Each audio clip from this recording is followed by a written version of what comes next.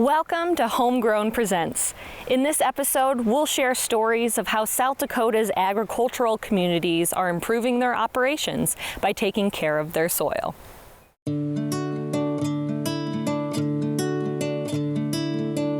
My grandparents lived here and I grew up a quarter mile away, and now I live here with my family. We're primarily grassland, but a lot of the grassland's been converted to cropland in the last 10, 12 years, and that's pretty unfortunate in my eyes. I think right here where we're at is good cattle country. We're about 8 miles west of the James River Valley, where it gets nice flat fertile farm ground from Wessington Springs east. From here west it's rolling hills, and our operation is primarily cattle based, cow-calf, and that's what we utilize all the grass for.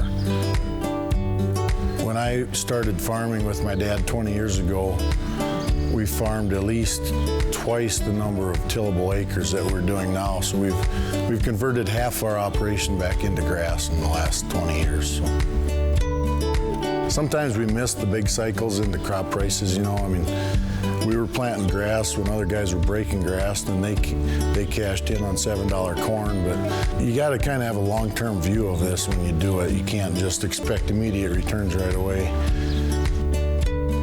We've done a lot of work with NRCS, Fish and Wildlife Service, and Game Fish and Parks. They help kind of guide us through it. They tell us what grasses will grow best on these particular sites, and they come up with the grass mixes for us. And then we've utilized a lot of their cost share programs. That helps. You know, it's an investment to plant an acre crop ground back into grass. You're looking at $100 for the seed, and then you got to rebuild your fences around it and then put water on that acre. All three of those things can be cost shared through either the NRCS or Fish and Wildlife Services. They'll foot the bill for most of it if you're willing to work with them and sign a contract saying that you're going to leave it in grass. We got a 180-acre piece of ground that we planted back to native grasses. It was a 6-way mix of big blue stem, side oats, grama, western wheatgrass, green needle grass, Indian grass. Come middle of July through the 1st of October, the production is just phenomenal. But right across the fence from that, in that same section, probably 25, 30 years ago, my grandpa and dad and uncle bought this section of ground off a bankruptcy auction, and the whole thing was farmed. We planted probably 60% of it back to grass the first year through an EQIP program. Built some fences and piped a little water out there, and all they planted was brome grass and intermediate wheatgrass and alfalfa. That produces great in a normal year for the month of May and the first half of June. You get to the end of June and that's going downhill, and right across the fence we planted that 6-way mix of native grasses, and we get probably 3 times the production off of it is what we get off the cool season grasses. So that's what we're banking on, is our native mixes to help us later in the summer here. So I know that the soil health is better underneath of those native mixes that we're putting in, because we're getting deeper roots, better infiltration, and we're getting a bug population out there now that wasn't there before. We're starting to learn about the benefits of the bugs and the insects, you know, not only like honeybees, but also the dung beetles and stuff in the soil.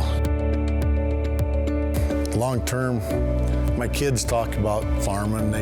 They love being out here, you know, and that's up to each one of them if they want to do this or not, but I'm trying to kind of encourage them, tell them what this is all about and how it's a good living, and they can see that they love it out here. They got all the bottle calves named, and they name a few of the cows, and they love riding through the cows and checking them with me, and I don't know what their plans are, you know, they're still young yet, but they got a lot of time to figure that out. So I hope 1 or 2 of them decide to come back and run the farm.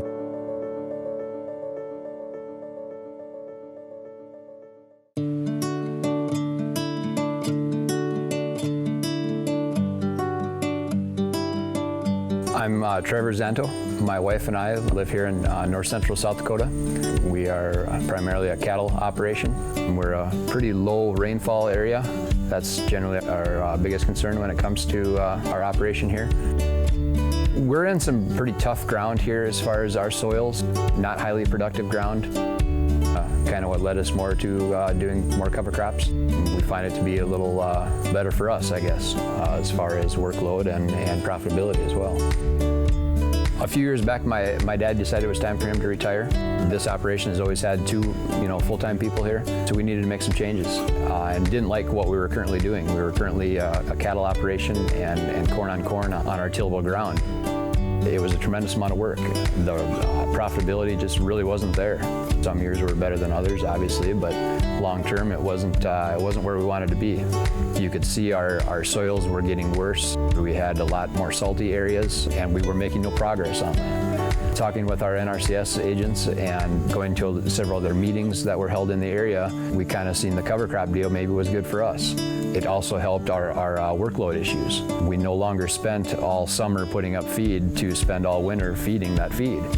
Cover crops allowed us to graze the cattle more months of the year to where our feed needs were diminished, and the workload dropped to just a fraction of what we were doing. We also need a lot less equipment to do that. It allowed a better quality of life for me and my family, and as it turns out, it's a better quality of life for the soil. And in turn, really, it's better for the cows as well. They're far better off to be out there grazing. They're happier, and so am I guess. We're very fortunate here. All of our ground is contiguous, so we're ideally suited to rotational grazing cattle. We do have quite a bit of native rangeland, and then we use our tillable ground for grazing as well. Springtime, this past year, we put in small grain oats to graze. We grazed that in June. And that this year especially really helped us because when it got really dry, we still had some good feed to keep the cattle on, and it also rested our native ground for an extended period of time. And that made a big difference on the drought this year. Once we pulled them cattle off, normally we would have planted our winter grazing right away, but we were so dry this year that we ended up waiting until we got some rain. And now we have that winter grazing going, and this fall, after a killing frost, we'll go back to that. And that'll carry us most of the way through the winter, allowing us to do very little feed supplement. I know I'm gonna leave this place better than when I got it. And that's not that my grandpa or my dad did a bad job. They did the best they could in their time, and now I'm doing the best I can in my time, I guess. There's room for the next generation here when that time comes.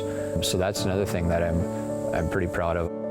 If one or any of the kids decides they want to farm, we'll figure out how to make that happen.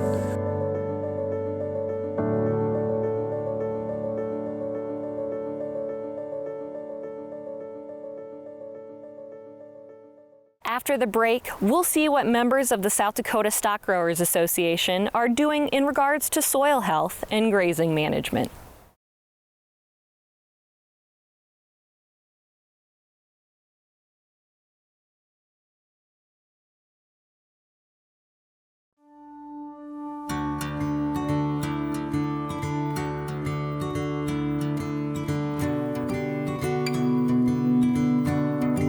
My wife and I bought this place in 2005 and started with very few cows, no equipment, and it's just been a learning process ever since. Just when we thought we really had the ball rolling, Storm Atlas came and wiped out a lot of cows for us. At that point, we had to look at how we did things and try to figure out different ways to do things. It was a really hard time. To say gut-wrenching was absolutely true. There was days where you'd come home from burying cows, couldn't figure out why you were sick, and it was just gut-wrenching. We knew we had to change something. Ever since we've been on this ranch, Christy kept saying that there's got to be a way to use the water. We have an abundance of water here, and we just knew that at some point there had to be a way to make money from the water. So what we did after Atlas is we followed everybody else. What we did is we tried to get bigger, faster, and quicker. We tried everything we could to do the conventional farming and ranching. We got more cows, we leased more ground, we put up more feed, and all that did was dug us a hole quicker. And And so I went to the grazing school, I think, in the fall of 2015. The Grasslands Coalition puts on the grazing school. So anyway, I went through the grazing school, and 2016 we were dry, and we ended up having to sell some yearlings. That was a terrible, hard decision to sell our yearlings. And after that, that opened up the door for me. I was able to see things that I couldn't see when I was doing all the chores and just the day-to-day stuff that it takes to run a lot of animals. So we took a step back and tried to focus on the land instead of the livestock. The first thing we had to do is learn how to take care of the land. There's a lot of things that I didn't know.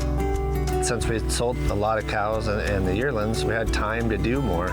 And so what I did is went to seminars, read books, watched YouTube. I gathered as much information as I could on how to make the soil better. One of my big questions was, can I graze irrigation? Can I graze pivots profitably? And so that's what I was searching for. Well, in doing that, that opened up a whole new world for me. We finally found some people that were grazing pivots, and then after the first year that I did it, I planted a cover crop in June with the goal of putting up about 5 tons of dry matter feed to winter cows on. And after we actually turned those cows in there without chopping it, without haying it, just turned the cows into it and let them graze and be cows, that first winter was a success. It was just a big relief not having to feed. All of that biomass was going back into the ground.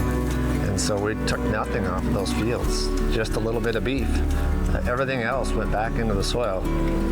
Through that experience, that first year, then we started learning more about the soil and started digging around and seeing the infiltration and the earthworms and the different biology that was happening in our soil that we'd never seen before.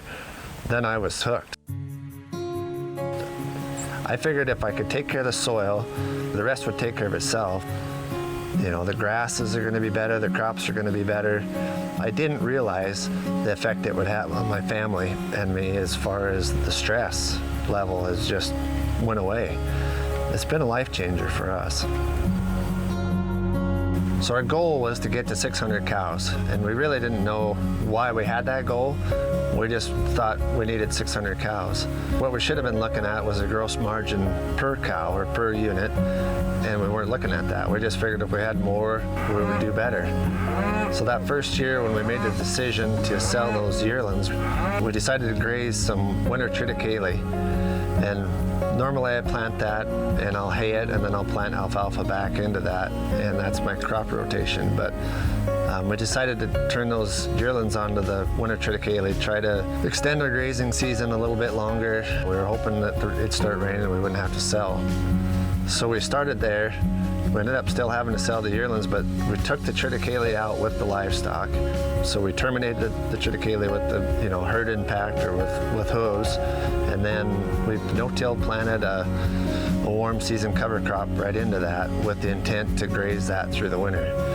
And so that was the first year, and that's how we kind of got our start. And man, that was like jumping off a cliff for me to think that I didn't have to hay that and that I could just turn cows in there and they'd do the work for me.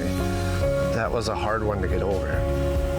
So then the next year I said, man, I'm really onto something. So we did more acres, and then by the end of that year I knew I was onto something, so we sold all of our haying equipment. Decided we didn't need that anymore. If we need hay, we'll buy hay. We just did the math, and a lot of the things that have changed was just learning how to do our numbers right and learning really what the economic impact is. And we were not making money haying, so it was if we could buy hay cheaper than we could make it here. This year's been extremely dry in spots. We've picked up some rain showers in different spots, but on this place here, we just broke 5 inches of rain for the summer. And so growing conditions through May and June were horrible. One of our goals is always to try to save about a half section or 320 acres a year that we never graze. It would be about 18 months between graze periods. just doing that has actually allowed me to keep our cattle longer. I thought we would have to sell several head, by the end of August easy. And right now we're holding on. It's not ideal, but the pastures still are holding up pretty good. And I don't think we could have done that. So one of the things we've done is we've entered into different enterprises. One of them is pasture pigs. One reason is we just have small spots on our place that are really underutilized, and pigs fit well with them. As long as we keep the pigs out on pasture and keep them moving, they're really not very hard on the land, and it's kind of cool to see what they're doing to the land. There's definitely a need for local food, and we made a few phone calls before we bought the pigs and decided to do it to see if anybody would be interested, and every single phone call I made, people wanted a pig. So we thought, well, let's try it and see what happens. I get a kick out of watching the pigs. So it's just a different animal, and it gets you to think of different things. And again, that goes back to less chores and less haying and all that stuff. It gives you the opportunity to think outside the box, and you can come up with these different enterprises. Another thing we're doing is the cover crop maize and the pumpkin patch.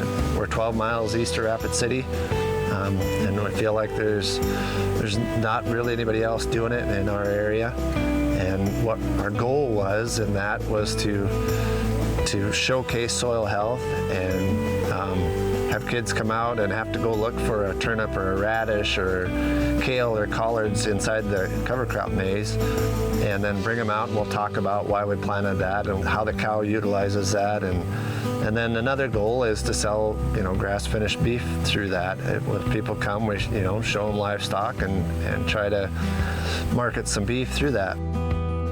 In our vision of Christy and I and the rest of our family was to educate and connect our communities back with their local farmers and ranchers, and find out where their food comes from, how it's grown, what it takes to grow it, and teach them, how to grow a backyard garden, whatever it takes.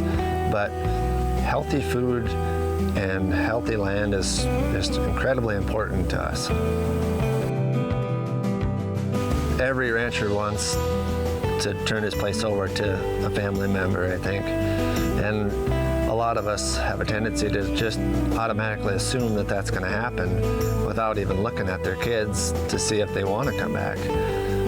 I think the path we were going down before with the conventional farming and ranching, my kids had no interest. They didn't have enough time with me to find anything to enjoy. Since we've kind of transitioned and changed calving dates and changed the haying operation and got rid of it, I have more time to be with my kids and more time to show them the land and more time to show them, even economics and the numbers. They spend a lot of time with us in the office. We have family meetings now and talk about, what's our goals and our mission and what do we want to accomplish on this place in the next 7 years. If you can take care of the land, I truly believe the rest will fall in. Never stop learning. In our final segment, we'll look at how the Nicholson family is working to improve the overall health of their operation.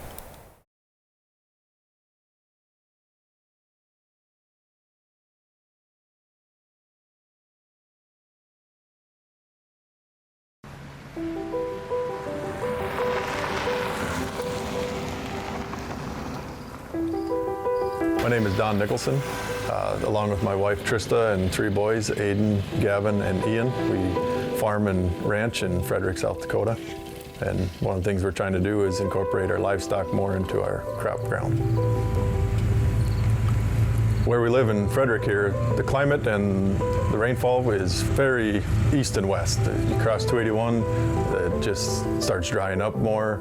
So we have kind of farming in 2 different areas, where the stuff east of 281, we have generally more rainfall. As we go further west, it starts falling off, and it lends itself more to the livestock side of the operation. Initially, I started in the no-till. After college, I came back to the farm. It was just me and my stepfather farming, so labor it seemed like an easier avenue to go, less tillage, less work, So it started out as a labor saving, and then I started seeing, benefits to the soil and doing less work and still keeping up yield-wise with neighbors. We've always had livestock and we've always had crop ground. Focusing on the cattle in the fields longer, start seeing the benefits of the soil health. The crops we grow here are corn, soybeans, oats, triticale, alfalfa, and starting to do a little bit more in the cover crops. The alfalfa, I think, has been key for me to start identifying areas of the field that are not as productive, and allows me different time of the season to be able to get into those areas. If it's fixing saline area spots. In our area, it's also, there are a lot of potholes, so with excessive water, ponding, and ditch effect, saline areas start popping up and expanding, if they aren't cared for or treated differently than the rest of your crops. I use a lot of precision stuff in my cash crops, so I started using that to identify the poor producing areas and then zeroing in on what those spots need and how to do it. And the best way to do that in my operation is through the cattle and bale grazing.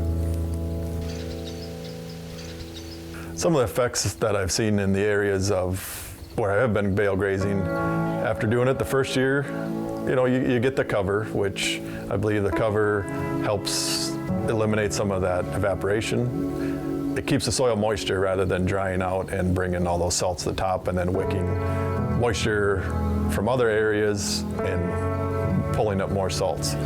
It's part of the healing process. It might not look the prettiest at times, but it's a root in the ground. It's something that's growing.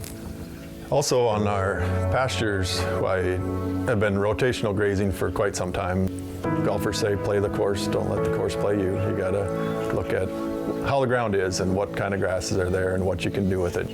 Each area is managed differently, just like in my crop ground, each zone is managed differently. So there's challenges every year, and every year is a different challenge. And what I've found in my soils, building the organic matter, having better soil health, allows me to weather through whichever weather storm I'm faced with.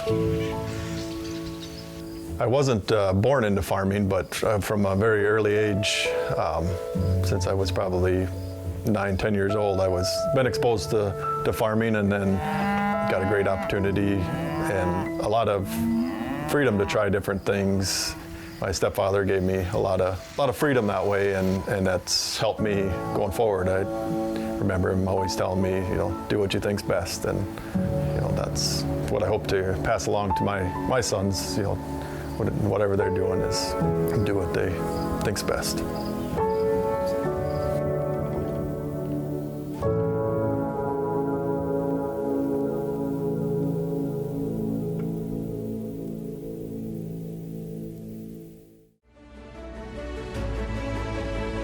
At the South Dakota Soil Health Coalition, we know that our commitment to the land is our responsibility to the future, and our future lies just beneath our feet.